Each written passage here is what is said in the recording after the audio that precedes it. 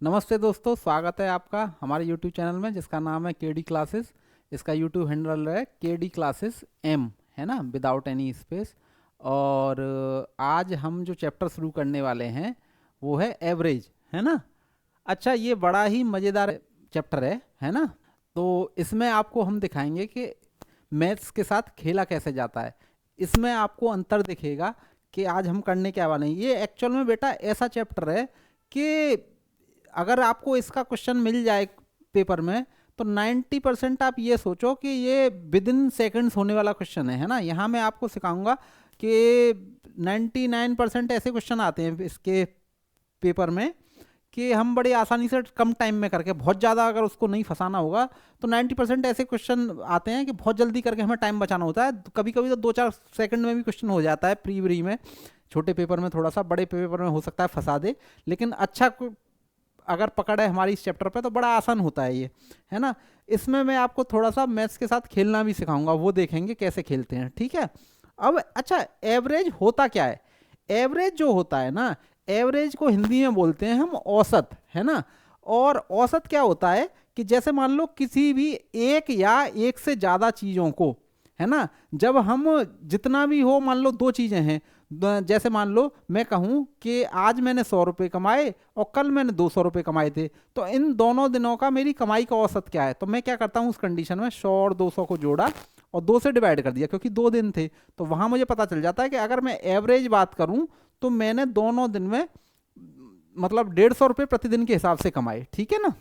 Same वो किसी भी चीज़ में हो सकता है। मान लो मैंने आज 20 किलोमीटर गाड़ी चलाई, कल 50 चलाई थी, उससे पहले 60 चलाई थी, तो 3 दिनों का क्या हो गया औसत। तो 60 प्लस 50 प्लस 20, और अब यहाँ 3 दिन हो गए तो अपॉन में 3 कर देंगे। तो यह किसी भी उसमें काम करता है। मान लो जैसे अब बात करें हम कि एक पर्सन के टोटल मार्क्स आए 60%, है ना, और उसके पास टोटल 5 सब्जेक्ट थे, है ना। ये तो चीज़ समझते हो आप। तो मान लो एक सब्जेक्ट में 70 थे, दूसरे में 50 थे, तो ऐसे करके मान लो 5 सब्जेक्ट थे, तो हम उनको जोड़ेंगे तो वहाँ जोड़ के पांचों सब्जेक्ट के मार्क्स को जब 5 से डिवाइड करेंगे तो हमें 60 मिलेगा। इसको हम बोलते हैं 60% मार्क्स टोटल आए, तो वो एवरेज ही होता है एक्चुअल में, है ना।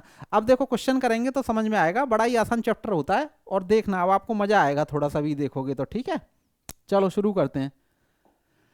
पहला क्वेश्चन ये है, एक आदमी 30 मिनट में 2000 मीटर, 40 मिनट में 1500 मीटर और 10 मिनट में 500 मीटर चलता है।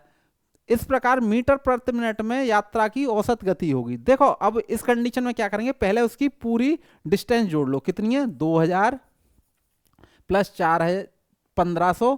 बेटा ये मैं आपको दिखाने के लिए करूंगा, नहीं तो ये करने के लिए क्वेश्चन बहुत आसान है, बहुत जल्दी होंगे। टोटल डिस्टेंस मैंने जोड़ ली, कितनी हो गई? 4000 मीटर, ठीक है। और टोटल टाइम कितना हो गया? 30 मिनट, 40 मिनट और 10 मिनट, यानी कि 80 मिनट्स, है ना। अब 40 इस 4000 मीटर को मैं अगर 80 मिनट से डिवाइड कर दूंगा तो मुझे उसकी एवरेज पता चल जाएगी, स्पीड, जो कि कितनी है? 50 मीटर पर मिनट। ये उसकी एवरेज स्पीड हो जाएगी, ठीक है। चलो आगे का देखते हैं फटाफट। एक कक्षा में लड़कियों और लड़कों के औसत अंक क्रमशः 73 और 71 थे। यदि पूरी कक्षा के औसत अंक 71.8 थे तो कक्षा में लड़कियों का प्रतिशत था। बेटा इस टाइप के क्वेश्चन में एक और चीज काम करती है। हम क्या करते हैं, एक चीज होती है जो मैं वैसे अच्छे से बताऊंगा अगले चैप्टर में, यानी कि रेशो में, रेशो प्रोपोर्शन वाला जो कराऊंगा ना। लेकिन बस अब यहाँ पे आप ये समझ लो कि करने को मैं इसको एवरेज वाले उससे करा सकता हूँ, लेकिन इस रेशो प्रोपोर्शन वाला जो मैं बोल रहा हूं उससे बहुत आसान हो जाता है ये चैप्टर। तो अभी बस थोड़ा सा समझ लो। ऐसे करते हैं कि दो चीज, जाहिर सी बात है कि कुछ लड़कों के हैं 73, है ना, या लड़कियों के, गर्ल्स के ये हैं, और बॉयज के कितना है? 71। तो जाहिर सी बात है कि जो भी इनका एवरेज होगा वो इन दोनों नंबर के बीच में होगा, और इसको हम बोलते हैं एलिगेशन लगाना। तो यहां दे रखा है 71.8। अब इस कंडीशन में बेटा क्या करेंगे हम, यहां बड़ा कौन सा है? ये वाला। तो इससे जब मैं माइनस करूंगा तो मुझे मिल जाएगा यहां 1.2। और जब इस कंडीशन में कौन सा बड़ा है? ये वाला। तो यहां इसमें से जब ये माइनस करूंगा तो मुझे मिल जाएगा 0.8। अगर क्योंकि दोनों में पॉइंट है, अगर मुझे पॉइंट हटाना हो तो हटा दूंगा, और मुझे यहां से रेशो मिल जाता है। रेशो कितना? अब 8 और 12 हो गया तो कितना मिल गया? 4 से ये 2 और ये 3। इसका मतलब मैं कह सकता हूं कि गर्ल्स और बॉयज का रेशो जो है ना, वो 2 और 3 है। तो अब उसने पूछा क्या है, तो कक्षा में लड़कियों का प्रतिशत क्या था बेटा, टोटल बॉयज एंड गर्ल्स क्या हो गए 5, लड़कियां कितनी थी 2। तो मैं लिख सकता हूं ये कितना आ जाएगा 40%, 2/5 की फ्रैक्शन कितना होता है 40%। तो ये मेरा आंसर हो जाएगा। बहुत ही जल्दी करना होता है बेटा, फटाफट से जब ये चीज देखेंगे तो ऐसे लिखेंगे, वहां डिफरेंस निकाल के बस रेशो के बराबर करके परसेंटेज वैल्यू निकाल के रख देंगे, ठीक है ना। बहुत आसान होता है, बस हमें देखना है, एक बार पकड़नी है चीजें फिर आसान हो जाएगा। ये कह रहा है पारी में अधिकतम स्कोर कुल रनों का 3/11 था, उस पारी में दूसरा अधिकतम स्कोर शेष रनों का 3/11 था। यदि दोनों स्कोरों का अंतर 9 था तो कुल स्कोर क्या था। बेटा एक चीज नोटिस करो, अगर क्वेश्चन तुमने ध्यान से पढ़ा हो, रन कभी पॉइंट में तो बन नहीं सकते, पॉइंट में नहीं बन सकते, मतलब कंप्लीट रन ही होता है, 1 रन 2 रन ऐसा तो होता नहीं है, 1.5 रन 1.2 रन ऐसा तो होता नहीं है, कंप्लीट रन है। ये कह रहा है कि सबसे बड़ा जो स्कोर था वो था 3/11, फिर उसके बाद जो सेकंड हाईएस्ट था वो बचे हुए का 3/11, दोनों बार अपॉन में 11 आ रहा है। तो मैं कह सकता हूं कि जो भी मेरा आंसर होगा है ना, टोटल जो यानी कि रन होंगे पारी के, वो 2 बार 11 का मल्टीपल होगा, 11 से 2 बार कट रहा होगा, जब तो 3/11 ये हो रहा है ना। तो अब देख लो आपके ऑप्शंस में कि 2 बार 11 वाला, तो वो 11 का 2 बार मल्टीप्लाई यानी कि 121 का कोई ना कोई मल्टीपल होगा। अब यहां जब हम देख रहे हैं तो हमें पता चल रहा है कि वैसे तो 121 ही है डायरेक्ट, और तो कोई है नहीं, आंसर मेरा ये होगा। लेकिन मैं आपको फिर भी इसको सॉल्व करके कैसे कर सकते हैं अपनी बात को रखने के लिए वो देख लेता हूं कि ये देखो कि जब यहां, अब मुझे पता चल गया कि वो कोई ना कोई नंबर 121 का मल्टीपल होगा, या तो 121 हो सकता है, 242 हो सकता है, 363 हो सकता है, क्योंकि अब आंसर में यही है। तो इससे देखो चेक कर लो, हमें जल्दी से जल्दी क्वेश्चन करना होता है बेटा। मैं बार बार बोलता हूं कि जब हम क्वेश्चन सॉल्व कर रहे होते हैं तो एक निगाह हमारी ऑप्शंस पे भी रहनी चाहिए कि कहां से हमें जल्दी से आंसर टिक करें और आगे बढ़ जाएं, क्योंकि हम जो पेपर देने जा रहे हैं वो ऑप्शंस के साथ वाला होता है। इसमें बहुत सारे क्वेश्चन ऐसे आते हैं जो केवल ऑप्शन से ही सॉल्व होते हैं, और हमें तो टाइम बचाना है अल्टीमेटली कैसे भी करें। तो हम ये देखेंगे कि अब ये देखो कि जैसे 121 थे टोटल रन है ना, पहले वाले ने सबसे मतलब 3/11 बनाए, तो 121 का जब मैं 3/11 करूंगा तो मुझे क्या मिल जाएगा, 11 11 ये कितना हो 33। अब जब हाईएस्ट 33 थे, 33 इसमें से निकाल दूंगा मुझे तो क्या मिल जाएगा 88 है ना। अब 88 का फिर से ये 3/11, ये सेकंड हाईएस्ट थे, तो यहां से मुझे क्या मिल जाएगा वही 11 8 ये 24। अब ये देखो हाईएस्ट 33 थे, सेकंड हाईएस्ट 24 थे, इन दोनों के बीच का डिफरेंस 9 है कि नहीं। इसका मतलब मैंने जो अपना लगाया था दो ऑप्शंस देख के, मतलब 3/11 देख के जो 121 मेरा आंसर मैंने गैस किया था वो यहाँ से वेरीफाई हो गया। तो इसको मैं देख के आगे बढ़ जाऊंगा, ये चेक करने का तरीका होता है। इसीलिए मैं कहता हूँ मैथमेटिक्स में हमारा जो आंसर होता है उसे हम वेरीफाई भी कर सकते हैं। इसीलिए जब हम कोई पेपर में करके आते हैं तो हम आके कह देते हैं मैथ्स के पेपर में कि हाँ भाई अगर मैं 20 करके आया हूँ तो मुझे पता है मेरे 20 या सही है या 19 सही है, एक आध में डाउट हो वो अलग चीज़ है। इसीलिए हमें पता चल जाता है क्योंकि हम अपने आंसर को वेरीफाई कर सकते हैं, ठीक है ना। चलो आगे देखेंगे। आगे है 3 लगातार विषम संख्याओं का औसत पहली संख्या के 1/3 से 12 अधिक है, तो उन 3 संख्याओं में से अंतिम संख्या क्या है। बेटा इस कंडीशन में दो बातें होती हैं, देखो विषम संख्या की बात कर रहा है, मान लो 3 कह रहा होता, 3 लगातार नंबर अगर कह रहा होता तो इस कंडीशन में हम क्या करते हैं ना, और उनके औसत की बात करें तो मैं क्या करता हूं कि बीच का नंबर मैं x मान लेता हूं, तो अगला नंबर उसका क्या हो जाएगा x+1, और उससे पिछला नंबर क्या हो जाएगा x-1। अब क्योंकि ये तो हो गए लगातार नंबर, जैसे मान लो मैं कहूं कि वो कहे कि 3 लगातार नंबर का औसत 2 है, तो वो नंबर बताओ, तो मैं क्या करूंगा बीच वाला नंबर मानूंगा x, तो एक उससे एक कम होगा, दूसरा उससे 2 ज्यादा होगा। लेकिन हमारे क्वेश्चन में कह रहा है ऑड नंबर्स का, यहां 3 लगातार the average of 3 consecutive odd number. तो इस कंडीशन में मैं क्या करूंगा, इस कंडीशन में मैं करूंगा बीच का नंबर तो मैं x ही मानूंगा है ना, और बाकी आगे पीछे वाले दोनों नंबर में मानूंगा x+2 और x-2, क्योंकि ऑड हो या इवन हो अगर हमें कॉन्जिक्यूटिव बात करनी है ना, तो वो दो दो जोड़ने पे ही मिलते हैं हमें। तो अब ये कह रहा है इस कंडीशन में 3 लगातार विषम संख्याओं का औसत पहली संख्या के 1/3 से 12 अधिक है ना, तो उन 3 संख्याओं में अंतिम संख्या कौन सी है। ठीक है, अब बेटा एक चीज देखो कि इस वाले का x-2 का 1/3 है ना, और इसमें अगर 12 जोड़ दो वो x के बराबर आ जाता है। अब मुझे ये सॉल्व करना है, ठीक है। तो मैं इस कंडीशन में क्या करूँगा, x माइनस 2 है ना, प्लस कितना हो जाएगा ये 36, ये हो गया x, ठीक है। अब यहाँ से मैं करूँगा तो मुझे मिल जाएगा x plus 34 equal to 3x। यहाँ से मैं देखूँगा कि 2x इक्वल टू बेटा 34, तो x इक्वल टू क्या हो जाएगा मेरा यहाँ से 17। तो मैं कह सकता हूँ कि ये मेरा बीच वाला नंबर हो गया 17, तो ये हो जाएगा 15 और ये हो जाएगा मेरा 19, ठीक है। तो अब पूछा था कि 3 संख्याओं में अंतिम संख्या कौन सी है, तो मेरा आंसर क्या हो जाएगा बेटा, ये वाला 19 है ना ऑप्शन में, ये, ठीक है। चलो आगे बढ़ते हैं, जल्दी जल्दी करेंगे। 20 लड़कों के समूह का औसत वजन 89.4 किलोग्राम था और पाया गया कि गलती से 87 किलोग्राम के बजाय 78 किलोग्राम की गणना की गई थी, इसीलिए वास्तविक औसत वजन था। देखो एक्चुअल में दे क्या रखा है, मतलब क्या था, 20 बॉयज़ का एवरेज था 89.4, लेकिन वो ये कह रहा है कि गलती से 87 की बजाय 78 लिख दिया गया था, है ना। मतलब लिखा जाना था 9 ज़्यादा लेकिन कम लिखा गया है 9 किलोग्राम, है ना। 87 लिखा जाना था, गलती से 78 बढ़ गया है। तो अब एक चीज़ याद रखो कि इतना था, अब इसमें ये तो एवरेज है ना। अब अगर 9, मुझे क्या करना है, एवरेज क्या होता है हर एक पे बराबर। अब मुझे 9 किलोग्राम, है ना, ये किलोग्राम ही तो था, 9 किलोग्राम अगर 20 बच्चों में बराबर बांटना है तो कितना कितना हर एक के हिस्से में आएगा, वेट की मैं बात कर रहा हूँ। तो यहाँ से मैं 9 को डिवाइड करूँगा 20 से, तो मुझे मिल जाएगा 450 ग्राम, है ना। 45 वही तो होगा, 450 ग्राम, है ना। अब 450 ग्राम को मैं अगर किलोग्राम, तो कुल मिला के मैं लिख सकता हूँ 1 किलोग्राम बराबर 1000 ग्राम होता है। तो अब इनका एक्चुअल क्या हो जाएगा, 89 केजी 400 ग्राम ही तो है। तो अगर मुझे इसमें लिखना हो तो इसमें मुझे कितना जोड़ना होगा, 450 ग्राम। ये एक्चुअल में ऐसे होता है क्योंकि 1 किलोग्राम बराबर 1000 ग्राम होता है ना।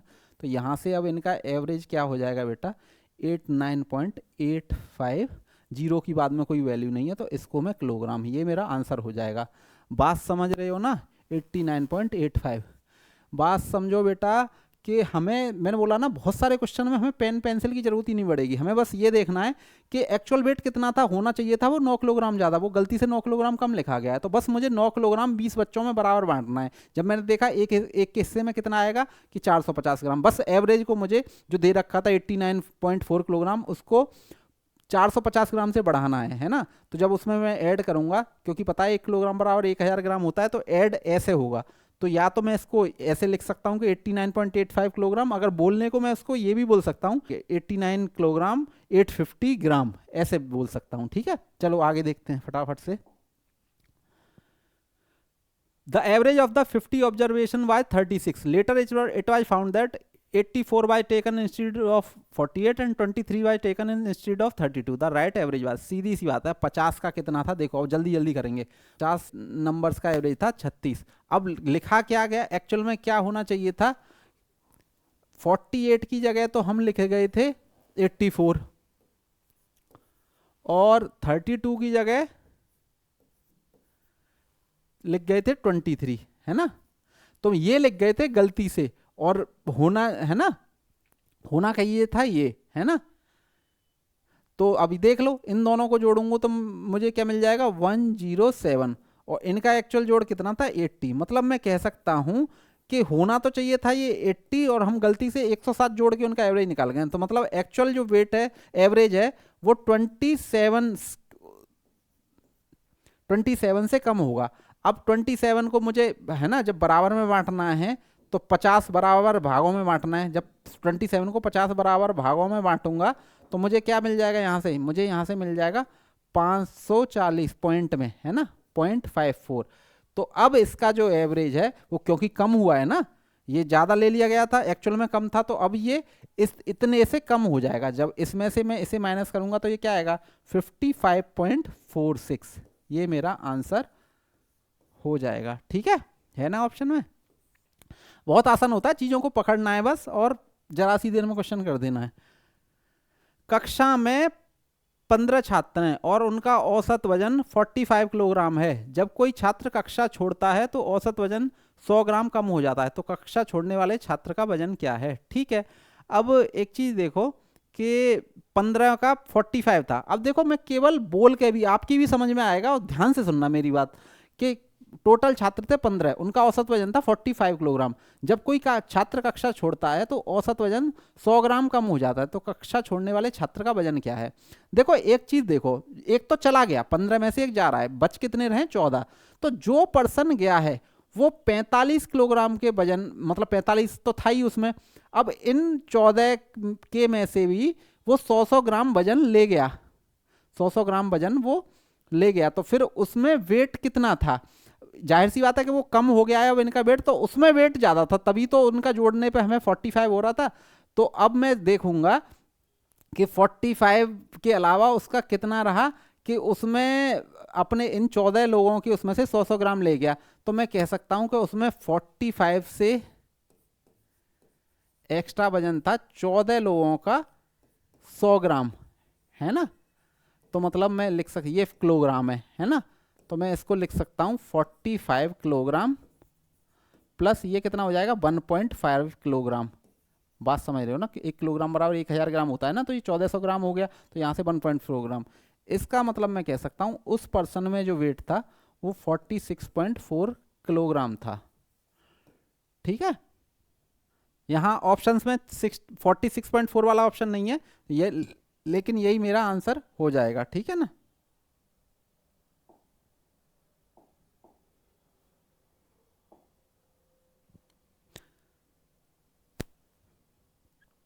यहाँ ऑप्शन में 46.4 वाला नहीं है, कैसे भी गायब हो गया होगा, लेकिन ये मेरा आंसर हो जाएगा। ठीक है, चलो आगे देखते हैं फटाफट से। 30 रुपए प्रति किलोग्राम की दर वाले 12 किलोग्राम चावल को 40 रुपए प्रति किलोग्राम की दर वाले 8 किलोग्राम चावल के साथ मिलाया जाता है, प्रति किलोग्राम मिश्रण की दर क्या है। बेटा देखो एक चीज देखो, 30 रुपए पर किलोग्राम वाले 12 किलोग्राम, है ना, और 40 रुपए प्रति किलोग्राम वाले 8 किलोग्राम। इस टाइप के क्वेश्चन में ना क्या करो, आप दोनों में 30 और 40 जीरो है ना, आप फटाफट से अगर करना है तो मैं ये मान लेता हूँ 12 किलोग्राम वाले, है ना, इस उसको मैं खत्म कर देता हूँ 12 इंटू 3, है ना, 30 रुपए के जीरो को, तो 12 इंटू 3 रुपये निकालना हो, क्योंकि मुझे कुल मिला के एवरेज उनका पूरा निकालना है ना। दूसरा क्या हो जाएगा 12 इंटू 8 इंटू 4, और टोटल रुपए से क्वांटिटी कितना निकल के आया, हमें एवरेज वाला वो निकाल के चलना पड़ेगा, जीरो तो मैं बाद में भी जोड़ लूंगा ना। तो यहाँ कितना हो जाएगा, टोटल क्वांटिटी हो जाएगी 12 और 20, 12 और 8 20, है ना। यहाँ से जब मैं देखूंगा तो कितना हो जाएगा, ये 36 और ये 32, कितना हो गया 68, है ना। मैं क्योंकि मैंने वहाँ से एक जीरो खत्म कर दिया तो मैं यहाँ भी ये खत्म कर सकता हूँ, और इसको मैं डायरेक्ट 2 से डिवाइड कर लूँ, या मैं 680 लिख के नीचे 20 लिख लूँ, तो मुझे क्या मिल जाएगा 34, और ये मेरा आंसर हो जाएगा। आंसर में है 34, ऐसे करके निकाल लेंगे। अरे 12 किलोग्राम 12 किलोग्राम चावल थे ना 30 रुपए वाले, 8 किलोग्राम थे 40 रुपए वाले, तो मैंने क्या किया, जीरो जीरो दोनों तरफ से हटा दिया, और क्योंकि 12 और 8 जोड़ के 20 हो रहा था, तो इस जीरो को भी हम हटा सकते हैं, 68/2 डायरेक्ट कर सकते हैं, या फिर मुझे पूरा पूरा करना पड़ता तो वो कैलकुलेशन थोड़ी सी कठिन हो जाती, बड़ी हो जाती। मैंने आसान बनाने के लिए उसको छोटा करने के लिए जीरो हटा दिया, जब हमें डिवाइड ही करना है तो जीरो हम पहले से ही खत्म कर सकते हैं। ठीक है, एक सप्ताह के पहले 4 दिनों का औसत तापमान 37 डिग्री था और अंतिम 4 दिनों का औसत तापमान 41 डिग्री था। यदि पूरे सप्ताह का औसत तापमान 39 डिग्री था तो चौथे दिन का तापमान क्या था। बेटा देखो इस कंडीशन में देखो, आप क्या करते हो, Sunday, Monday, Tuesday, Wednesday, Thursday, Friday और सैटरडे, यही तो 7 दिन होते हैं। वो ये कह रहा है इन 4 दिनों का कुछ एवरेज टेम्परेचर था 37 डिग्री, है ना। अगर योग की मैं बात करूं, ये एवरेज है, तो योग क्या हो जाएगा, मतलब एडी उनका टोटल 37 इंटू 4, यानी कि ये कितना हो जाएगा 148, है ना। अब बाद के 4 दिनों का कितना है 41, बाद के 4 दिन ये हो गए ना, इनका एवरेज है 41। अगर मैं टोटल की बात करूं तो कितना हो जाएगा 41 इंटू 4, यानी कि 164, है ना। अब तुम एक चीज देखो कि इसमें क्या है, ठीक है, अब वो कह रहा है पूरे हफ्ते का 39 डिग्री था। अगर मैं पूरे हफ्ते की बात करूं, पूरे हफ्ते में कितने दिन होते हैं 7, तो अगर उनका पूरे हफ्ते का अगर 39 था, 39, तो इसका कितना हो जाएगा पूरे हफ्ते का टोटल 39 इंटू 7 में जब मैं करूंगा तो 9 इंटू 7 3, 7 इंटू 3 21 और 6 27, ये 273 डिग्री हो गया है ना, मतलब 27 उनका जोड़ अलग अलग दिन का। अब यहां से हम देखें इनका कितना हो रहा है जोड़ के, 164 और 148 को जोड़ूं तो मुझे मिल जाएगा 312। बेटा वहां से आ रहा है पूरे हफ्ते का जोड़ 273, यहां से आ रहा है 312, क्यों आ रहा है बताओ, कोई बता सकता है 312 क्यों आ रहा है? क्योंकि बेटा ये वाला दिन 2 बार ऐड हुआ है, इस वाले दिन का टेम्परेचर 2 बार ऐड हुआ है। तो मैं कह सकता हूं कि अगर इसमें से मैं 273 माइनस कर दूं, है ना, 9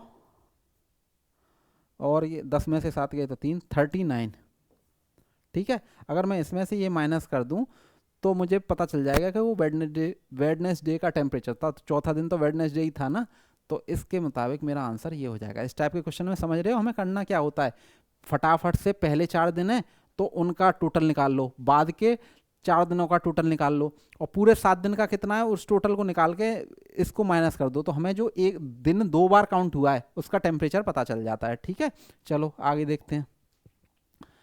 4 वर्ष पहले विवाह के समय पति और पत्नी की औसत आयु 27 वर्ष थी। अब पति पत्नी और उनके नवजात बच्चे की औसत आयु 21 वर्ष है।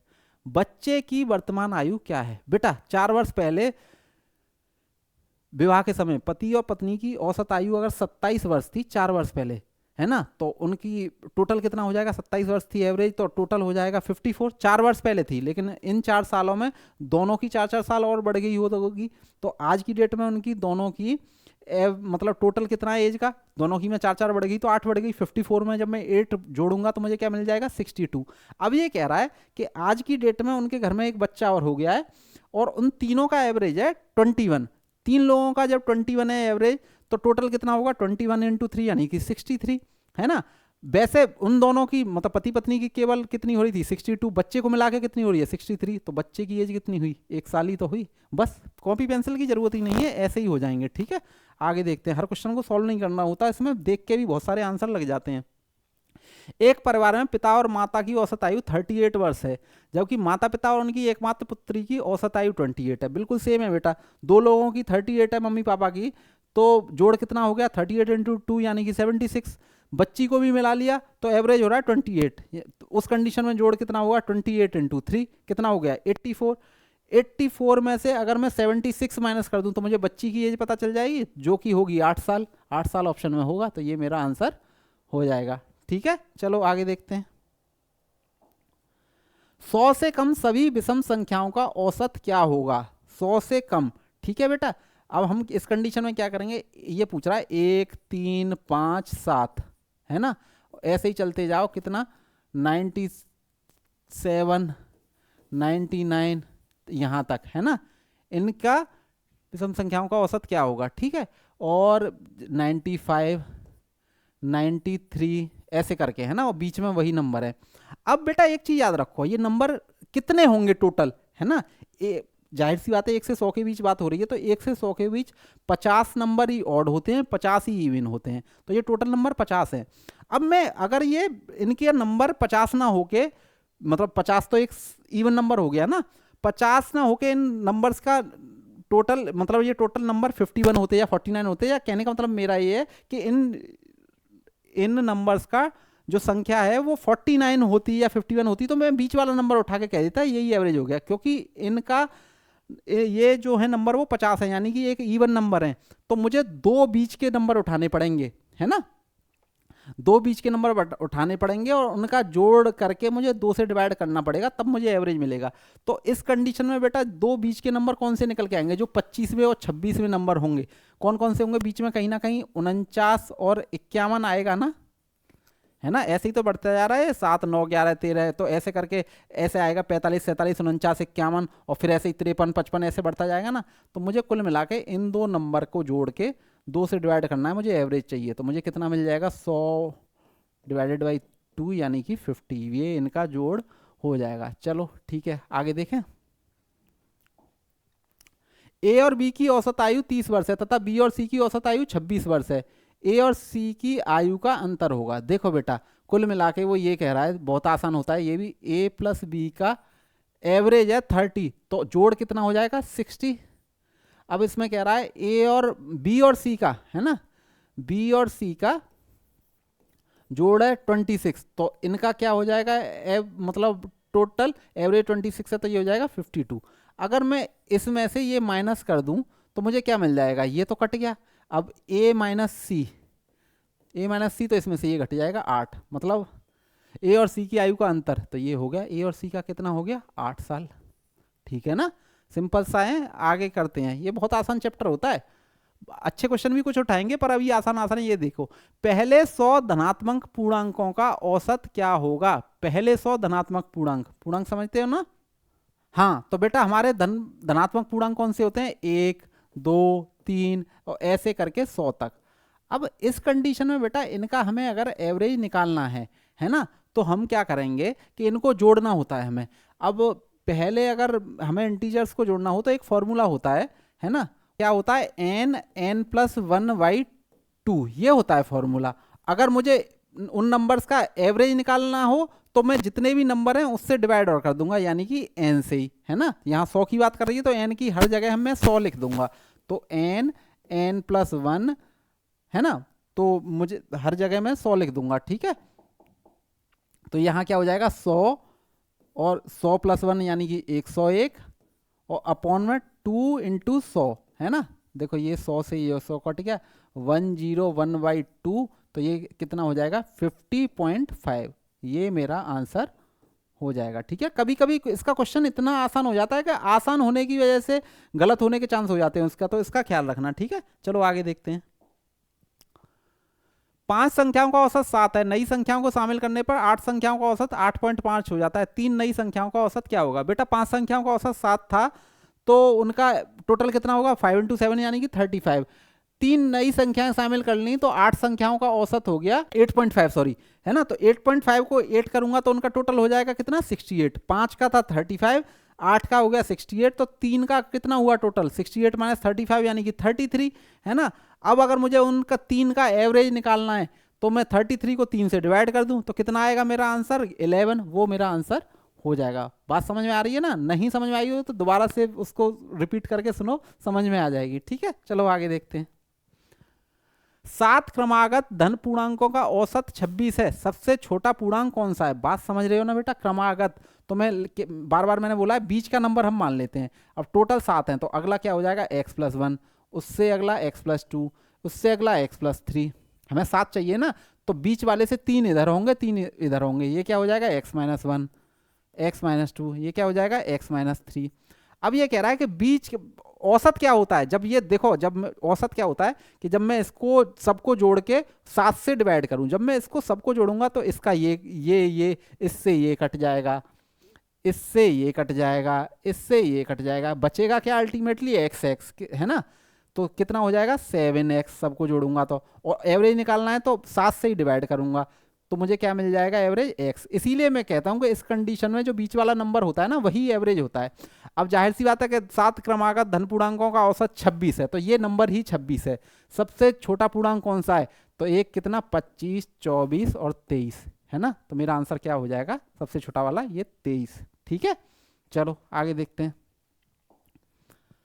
10 संख्याओं का औसत 15 निकाला गया, बाद में पता चला कि गणना करने पर गलती से 36 की जगह 26 निकल गया था, सही औसत है। ठीक है बेटा, 36 की जगह 26 लिख दिया था उन्होंने, है ना, मतलब 10 हमें बढ़ाना है।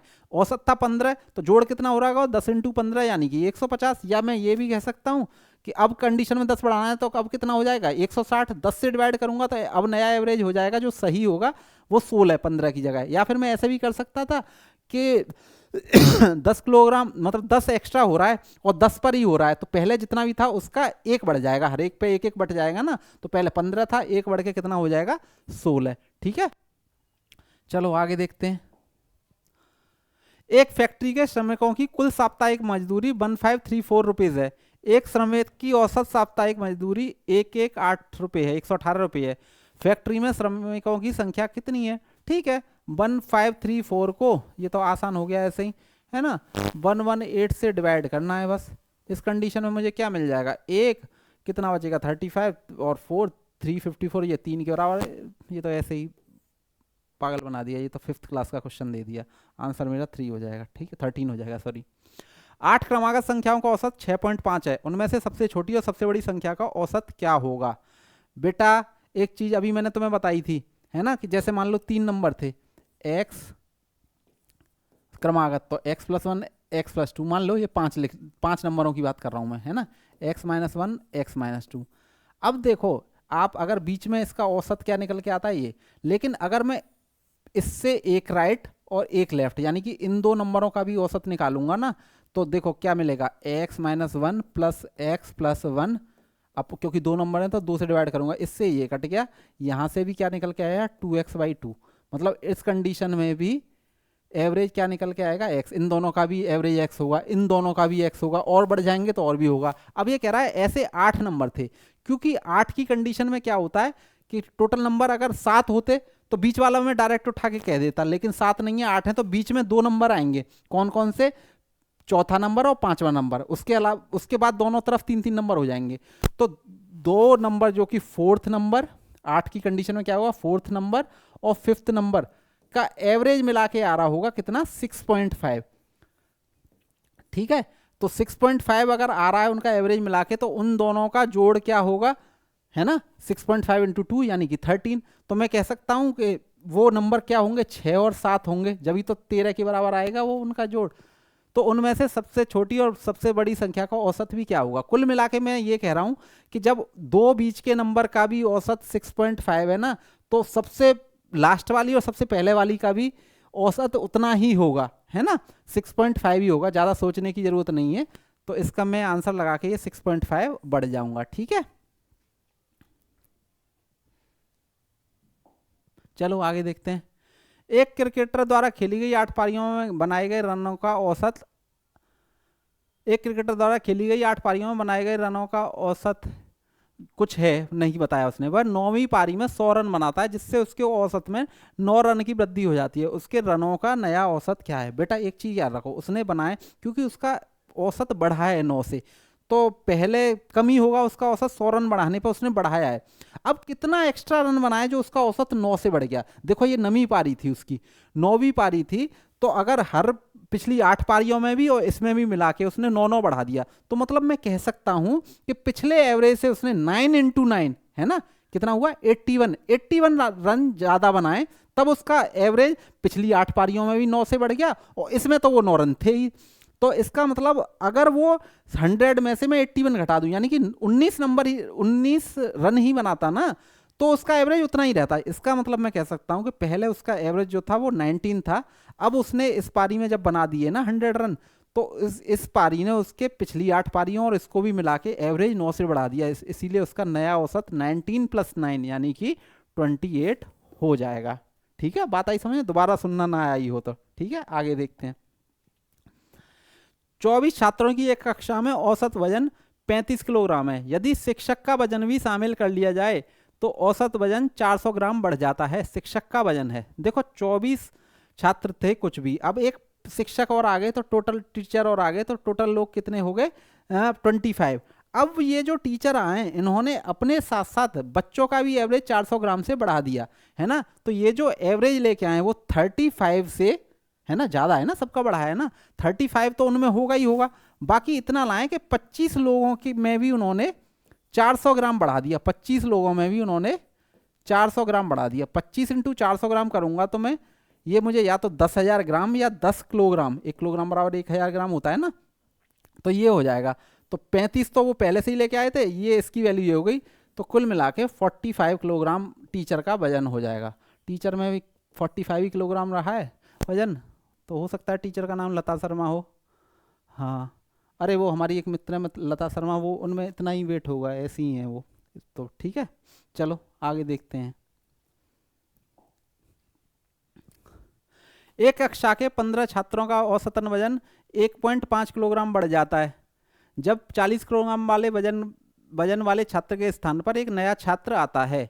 नए छात्र का वजन बताओ। देखो 40 किलोग्राम वाला चला गया, जो नया आया उसने अपने साथ साथ सबका, है ना, 15 लोगों का 40 से बढ़ा के 1.5 किलोग्राम बढ़ा दिया। मतलब मैं कह सकता हूं कि 40 तो उसमें था ही क्योंकि सबका बढ़ाया है ना, 40 के साथ वो कितना लेके आया 15, क्योंकि 15 लोगों का बढ़ा दिया ना, इंटू 1.5 हर एक में, है ना, ये किलोग्राम। अगर मैं इसको देखूंगा तो 40 प्लस इसकी वैल्यू आ जाएगी 22.5, तो यहाँ से क्या मिल जाएगा मुझे 62.5 किलोग्राम वेट था उसमें, तभी उसने सबका भी बढ़ा के कर दिया एक्स्ट्रा। ठीक है, ये मेरा आंसर हो जाएगा। 14 छात्रों के अंकों का औसत 71 था, लेकिन बाद में पता चला कि एक छात्र के अंक 56 के बजाय 42 अंकित थे और दूसरे छात्र के अंक 32 के बजाय 74 अंकित थे। ऐसा पहले हम क्वेश्चन कर चुके हैं ना। हाँ, तो देखते हैं। 14 छात्रों के एवरेज मार्क्स थे 71। अब वो ये कह रहा है कि एक छात्र के 56 की बजाय मार्क्स थे उसके कितने 56 और गलती से हो गए थे कितने 42। दूसरे के साथ क्या हुआ कि उसके 32 थे लेकिन हम उसमें काउंट कर गए 74। मतलब कितना हुआ, इनका जोड़ कितना हुआ 88 और इनका जोड़ कितना हुआ 116। मतलब होना तो चाहिए था ये, लेकिन हो गया ये। इन दोनों का डिफरेंस कितना है 28। मतलब टोटल में 28 मार्क्स ज़्यादा काउंट हो गए, है ना। तो हमें तो कम करने हैं, तो अब 71 पहले था एवरेज, अगर मुझे 28 मार्क्स कम करने हैं तो हर बच्चे के हिस्से में कितने मार्क्स कम हो जाएंगे 2 मार्क्स कम हो जाएंगे, है ना। तो एवरेज अब 71 से निकल के क्या हो जाएगा 71 माइनस 2 यानी कि 69 हो जाएगा बेटा एवरेज अब। ठीक है, चलो आगे देखेंगे। 4 सदस्यों वाले एक परिवार की वर्तमान औसत आयु 36 वर्ष है। यदि परिवार के सबसे छोटे सदस्य की वर्तमान आयु 12 वर्ष है तो इस सबसे छोटे सदस्य के जन्म के समय परिवार की औसत आयु क्या थी। बेटा 4 की अगर 36 है आज के टाइम में तो जोड़ कितना हो जाएगा चारों का 36 इंटू 4 यानी कि 144। अब आज की डेट में 134 है, मतलब 144 है आज की डेट में। सबसे छोटे वाले का 12 है, अगर मैं उस 12 वाले को निकाल दूं, है ना, तो उनका जोड़ अभी कितना हुआ 132 बाकी के 3 लोगों का। लेकिन ये कह रहा है कि इसके जन्म के समय बताओ उनका एवरेज क्या था, जन्म के समय एवरेज क्या था, यही तो पूछ रहा है वो। तो जन्म वो तो था ही नहीं उस पर्सन, ये जो बच्चा है वो तो उस वक्त था नहीं। तो हम अगर 12 साल पीछे जाएं तो सबकी उम्र 12-12 साल कम हो जाएगी, है ना। आज की डेट में सबकी मिला के कितनी है 144। अगर मैं 12 साल पे पीछे जाऊं तो सबकी 12-12 साल कम हो जाएगी यानी कि 48। अब तो 4 लोग हैं ना, तो 48 कम हो जाएगी। 144 में से मैं 48 माइनस करूंगा तो मुझे मिलेगा 96। लेकिन जब बच्चा पैदा नहीं हुआ था, जन्म के समय बात कर रहा है वो, तो बाद में आएगा तो अभी उसको काउंट नहीं करेंगे। तो जोड़ था 96, लोग थे 3, तो उनका एवरेज उस वक्त कितना था वो हो जाएगा बेटा 32 ईयर्स। ये मेरा आंसर हो जाएगा। ठीक है, चलो आगे देखते हैं। 5 वर्ष पहले पी, क्यू और आर की औसत आयु वर्ष 25 वर्ष थी, है ना, और 7 वर्ष पहले क्यू और आर की औसत आयु 20 वर्ष थी। तो पी की वर्तमान आयु क्या है। ठीक है, देखो 5 वर्ष पहले पी, क्यू और आर की औसत आयु 25 वर्ष थी, तो मैं कह सकता हूं कि तीनों 5 वर्ष पहले तीनों की आयु का जोड़ क्या था 25 इंटू 3 यानी कि 75। अब ये कह रहा है 7 वर्ष पहले क्यू और आर की औसत आयु कितनी थी, क्यू और आर की 7 वर्ष पहले थी 20 वर्ष, है ना। तो उस कंडीशन में उन दोनों का कितना था जोड़ 20 इंटू 2 यानी कि 40। अगर 5 वर्ष पहले ही मैं कंपेयर कर लूं तो उन दोनों की कितनी हो जाएगी 2 और मैं वो 7 वर्ष पहले की बात कर रहा ना, तो 4 उसमें बढ़ जाएगा तो कितना हो जाएगा 44। वहां कितनी थी 75 5 वर्ष पहले तीनों की, और 5 वर्ष पहले केवल 2 की, बाद वाले 2 की, क्यू और आर की बात करूं तो मैं कितना हो जाएगी 44। तो यहां से मुझे निकल के क्या आ जाएगा 31 था 5 वर्ष पहले पी की आयु, है ना। अब वर्तमान पूछ रहा है तो 5 साल और गुजर गए ना, तो 31 में 5 में जोड़ूंगा तो आज की डेट में पी की आयु कितनी हो जाएगी 36। ये मेरा आंसर हो जाएगा। ठीक है, चलो इस वीडियो में इतने ही क्वेश्चन थे, बाकी आगे देखेंगे। अगर वीडियो पसंद आई हो तो लाइक करना, सब्सक्राइब करना और शेयर भी करना, ठीक है ना। बाकी अब हम असली वाला रूप देखेगा हमारा, एक बार आप मतलब करके देखो, वीडियो देख के देखो। अगर आपका मैथ ना सुधर जाए तो कहना, अब मैथ से खेलना शुरू किया जाएगा, ठीक है ना। Okay, thank you.